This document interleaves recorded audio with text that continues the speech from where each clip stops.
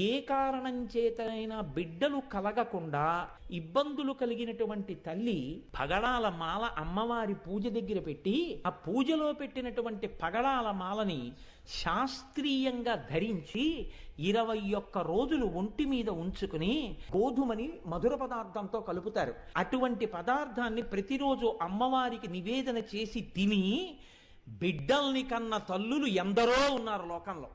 పగడాలకు ఆ శక్తి ఉంది. బిడ్డలు కలగని తల్లులకు కూడా బిడ్డలు కలిగేటట్టుగా చేసి గర్భమునకు ఉన్నటువంటి దోషాన్ని తొలగించాయి. దీని మీద నాకు జ్ఞాపకం ఉంటే ఆ పేరు కరెక్ట్గా డాక్టర్ జిరి అన్న ఆయన, మన దేశం వారు కాదు, ఆయన ప్రయోగం చేసి నిజమే భారతీయ సాంప్రదాయంలో పగడాన్ని అంత గొప్పగా చెప్పడానికి కారణం ఉంది, పగడానికి ఆ శక్తి ఉంది అని నిరూపించి చూపించారు. కాబట్టి పగడం అంత గొప్పది. అందుకే పగడం తలుచుకుంటే అమ్మతనం ఉంటుంది అందులో. అది అందుకని పగడం వేసి చెప్పడం.